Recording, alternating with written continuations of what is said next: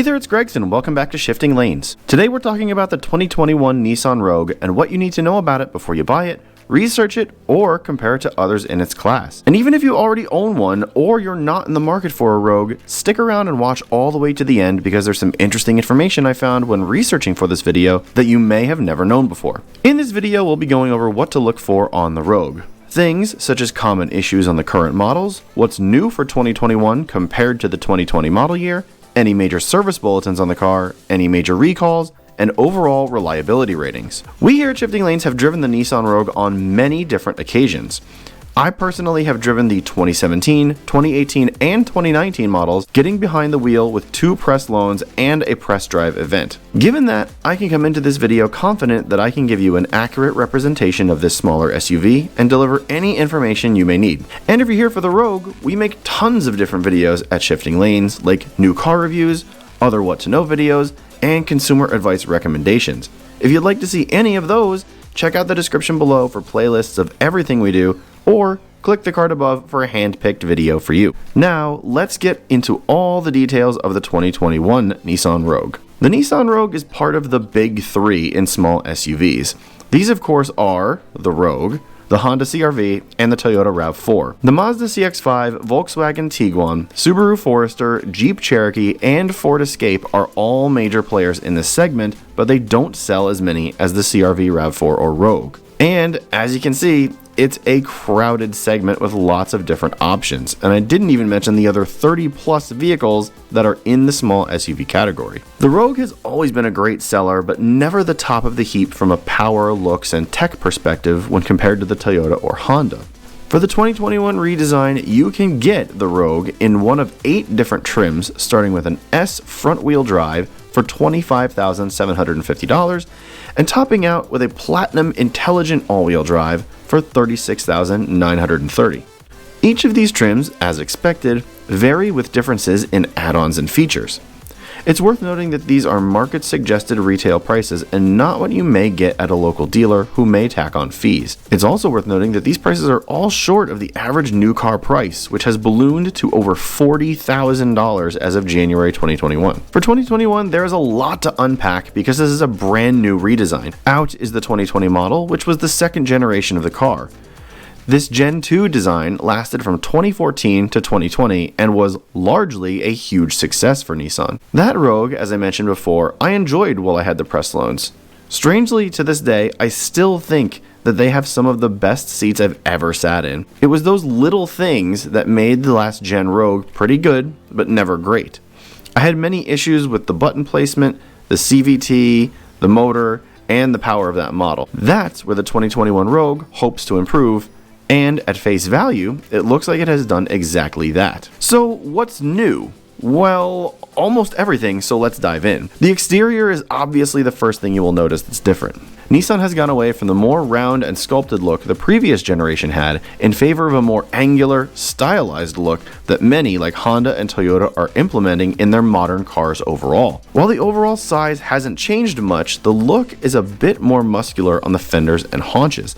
The light cluster is a bit cleaner, and the rear has a protruded light housing element. Personally, I think the new Rogue looks very good and can't wait to get my hands on one for a more recent review for you. Moving inside, you'll see a much more updated, modern, and plush cabin with digital displays and quilted leather seats. You'll also see a revised center stack and bin, climate controls, and driver cockpit layout. All in all, the interior changes make the Rogue look like an extremely nice place to be for the price point. It's interesting to note that the styling cues here are some of the same you can find on the Nissan Altima, but the look of the Rogue's interior feels more cohesive. Power for the Rogue comes in the form of 181 horsepower, 2.5-liter 4-cylinder engine mated to a CVT, or continuously variable transmission. This is similar to the engine in the 2020 model, but the 181 horsepower is an increase, though not much. Front-wheel drive is standard, but you can option all-wheel drive on every trim level. Each trim level comes with options that vary on standard features. The base Model S gets things like Nissan's Safety Shield 360 technology,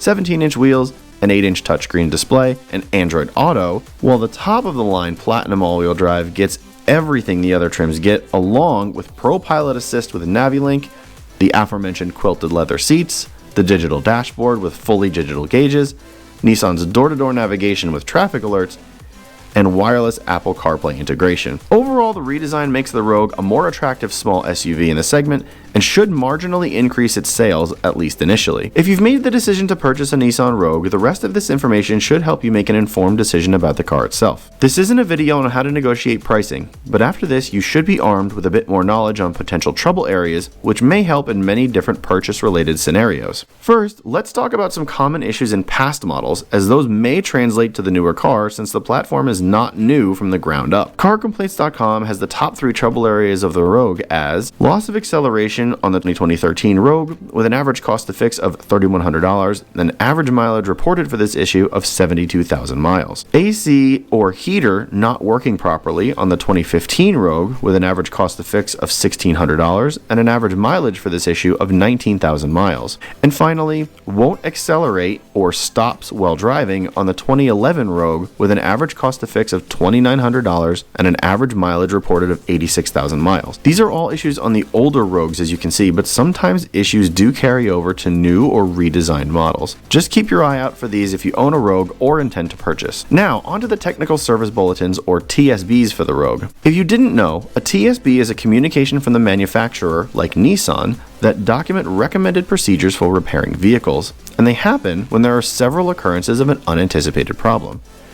For example, if consumers keep reporting that their doors won't lock because a wire in the door is known to disconnect, and it's happening across many different shops or dealers, the manufacturer will look into it, and if there's a fix, issue a TSB so that if it happens again, the fix is easily understood and rectified. The manufacturer may also find fixes proactively and issue a TSB if the fix does not require a recall. For the Rogue, there are hundreds of TSBs listed for many different model years. However, it's important to remember that this is not necessarily a standard for reliability.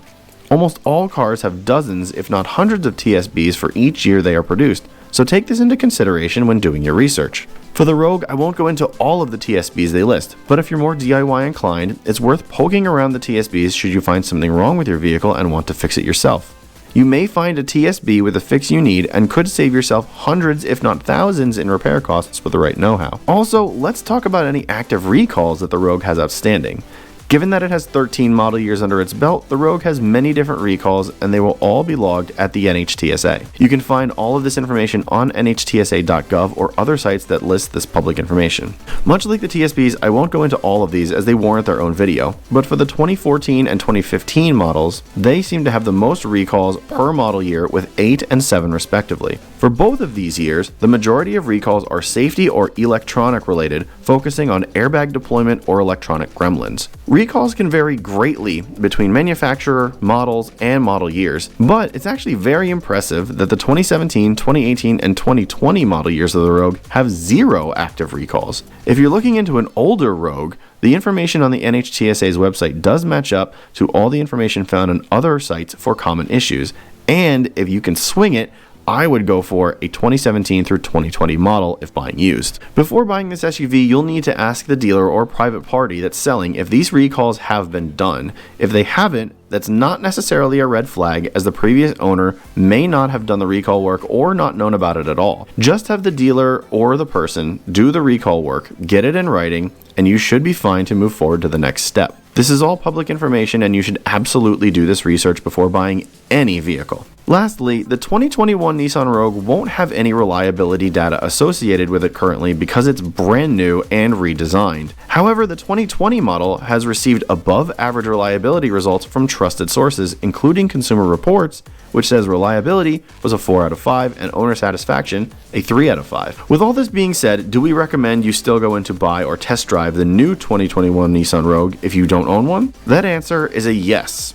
The Rogue provides new looks, a bevy of modern tech and features, and all at a very competitive price point. Will it beat out the competitors in key areas? Sure, it probably will. Will it be the class leader? Maybe, maybe not. But it will keep selling like hotcakes because this segment is one of the hottest in the whole of the automotive industry, and the Rogue is firmly planted near the top. If you're looking for small SUVs, the Rogue should be on your short list. I hope that this video did help you in making your buying decision a bit easier or has made you a better informed owner. If you want to follow us outside of YouTube, you can find us at Shifting Lanes on Facebook and Instagram, where we post about the cars we review, our personal cars, and industry news and adventures. Again, my name is Gregson, thank you so much for watching, and I'll catch you next time.